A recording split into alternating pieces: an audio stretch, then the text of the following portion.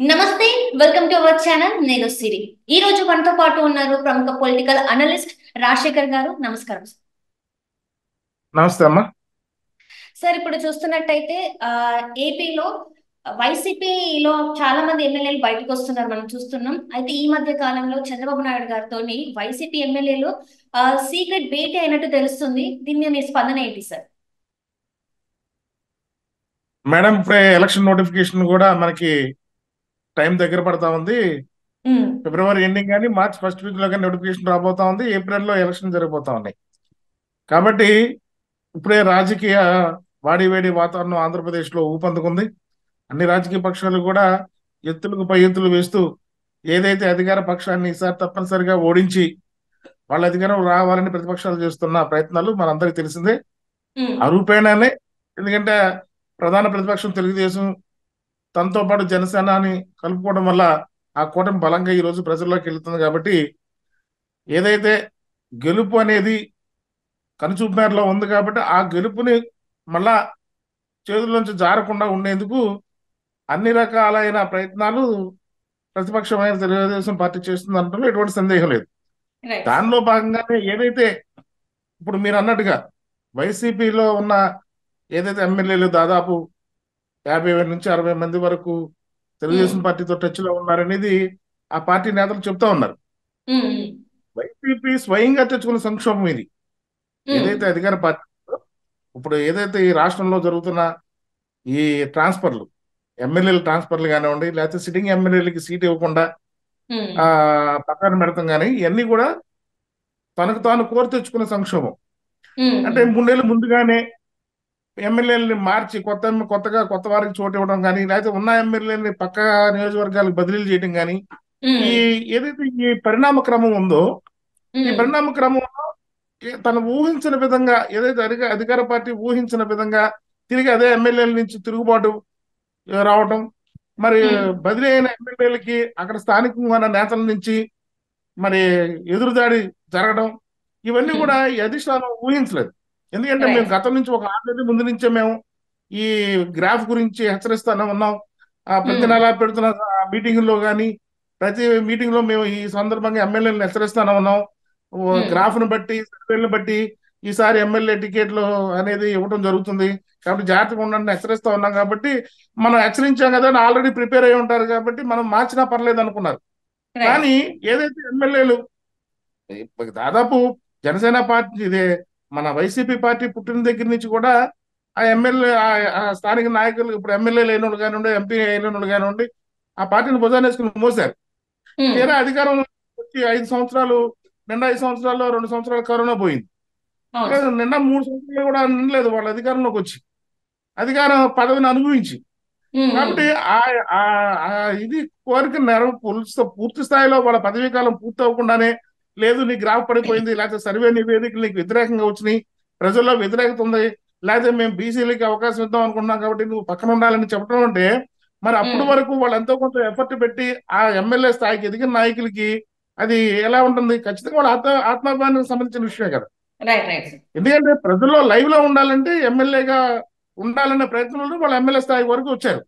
ఉమ్, ఈ రోజున ఆలోచనగా నీ గ్రాఫ్ పడిపోయింది, ప్రజల్లో నీకు వ్యతిరేకత ఉందనే ఒక నెపంతోనో, లేకపోతే బీసీలకు అవకాశం వస్తున్నా కాబట్టి నువ్వు పక్కకు తప్పుకో అని చెప్పడంలో ఖచ్చితంగా వాళ్ళ యొక్క మనోభావాలు దెబ్బతిని ఉంటాయి. కాబట్టి ఎలాగైనా సరే నేను ప్రూవ్ చేసుకోవాలి, నాకు అవకాశం ఎక్కడ ఉంటే అక్కడికి వెళ్ళాలనే ఆలోచనలో ఆ ఎమ్మెల్యేలు ఉండటం అనేది సహజం.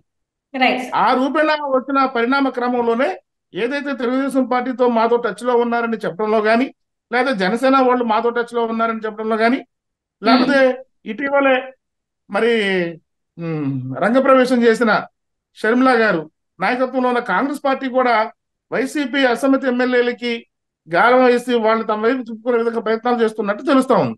Right sir. ఏదేమైనా అధికారంలోకి రాబోయే పార్టీ, అధికారంలోకి వస్తుందన్న ఆశాభావం గల పార్టీ అయిపోయి ఏదైతే ఇప్పుడున్న ప్రజెంట్ ఎమ్మెల్యేలు చూస్తారు కానీ, భవిష్యత్తులో మనం అధికారంలోకి వస్తాం అన్న దానికైతే మాత్రం మొగ్గు చూపరు. కాబట్టి ఇప్పుడైతే ఉమ్, కాంగ్రెస్ పార్టీకి అయితే ఇప్పుడప్పుడే భవిష్యత్తు లేదు. కాబట్టి ఖచ్చితంగా అధికారంలోకి రాబోయే పార్టీ కూటమిగా ఏదైతే తెలుగుదేశం జనసేన కూటమి బలంగా ఉంది కాబట్టి ఆ పార్టీ వైపు వాళ్ళు ఎమ్మెల్యేలు మొగ్గు చూపడం అనడంలో ఎటువంటి సందేహం లేదు.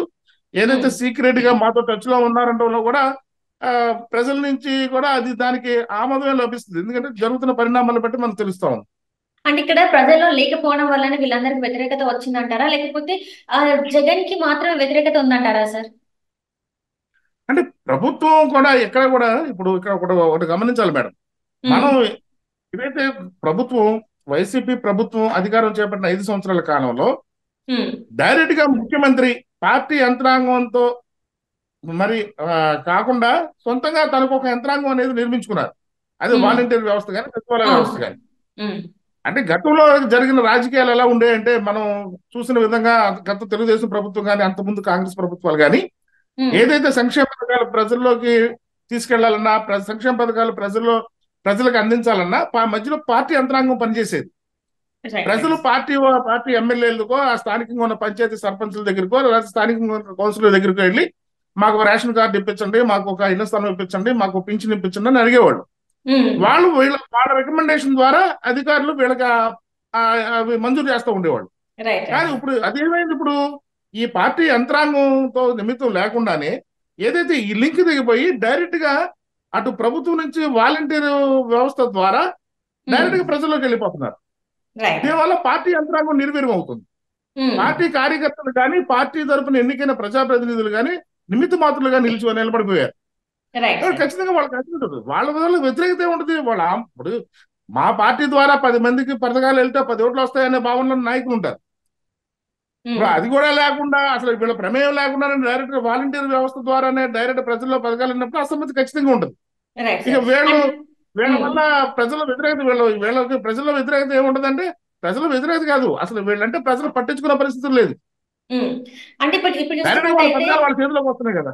అవును సార్. అయితే ఇప్పుడు చూస్తున్నట్టయితే రాజ్యసభ బరిలో ఎలాగైనా వాళ్ళ మంత్రుల్ని గెలిపించుకోవాలని చెప్పేసి జగన్ అయితే చూస్తున్నారు. ఇదే పరిణామంలో గంట రాజీనామాని కూడా ఆమోదించేశారు. అయితే కొంతమందికి కూడా ఉత్తర్వులు అంటే వాళ్ళకి నోటీసులు వెళ్ళే ఛాన్సెస్ కూడా ఉన్నాయని తెలుస్తుంది. మరి ఇది ఎలా పరిగణించాలి సార్ మనం?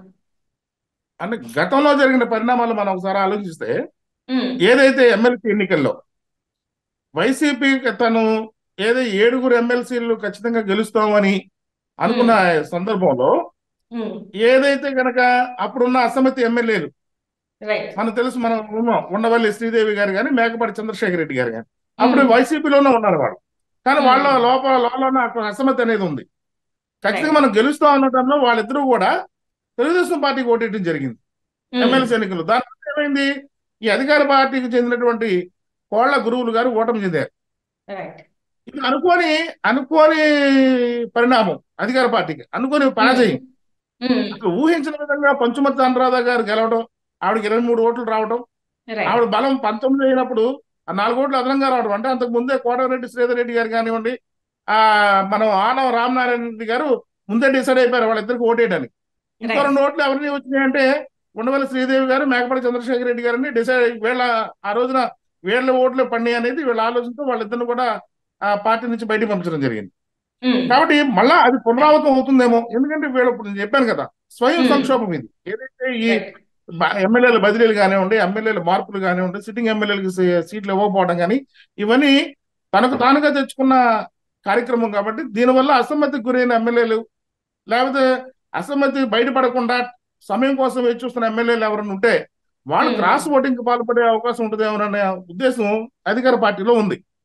ఆ ఆందోళన అనేది అధికార పార్టీలో ఉంది.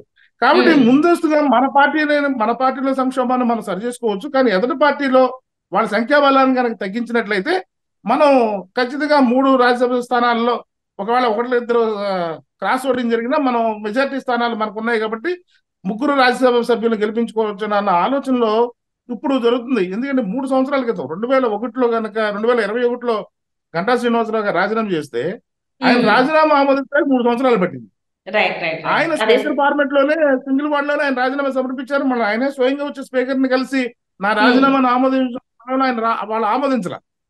ఇప్పుడు ఎందుకు ఆమోదించారు అంటే ఖచ్చితంగా వాళ్ళకి ఒక రాజకీయ ప్రయత్నం అనేది దీంట్లో దాగుందనేది ప్రజలు అనుమానించడం తప్పలేదు. ఎందుకంటే ఇప్పుడు కనుక ఏదైతే ఇంకా ఖచ్చితంగా ఎమ్మెల్యేలకి సమయం ఇంకా 2 నెలల టైం కూడా లేదు. ఈ నెల వచ్చే నెల నోటిఫికేషన్ వస్తే ఇంకా వాళ్ళ సమయం ఇంకో నెల ఉంటుంది అంతే. ఈ ఒక నెల 2 నెలల పదవి కోసం ఇప్పుడు సస్పెండ్ అయ్యి లేకపోతే ఇప్పుడు వాళ్ళు డిస్క్వాలిఫై చేయడం వల్ల వచ్చే ఇదేం ప్రయోజనం ఏం లేదు. కాకపోతే ఏంటంటే ఉమ్. రాజ్యసభ ఎన్నికల తతంగంలో ఎటువంటి మళ్ళా చరిత్ర పునరావృతం కాకుండా ఉండడం కోసమే ఈ ప్రయత్నాలు చేస్తుందనేది ప్రజలు, ప్రతిపక్షాలు కానీ ప్రజలు అనుమానించడంలో ఎటువంటి సందేహం లేదు. Right sir. Right, thank you so much sir. మీరు మాతో పాటు జూమ్ కాల్ లో వచ్చినందుకు ధన్యవాదాలు సార్. నమస్తే నమస్తే మేడం.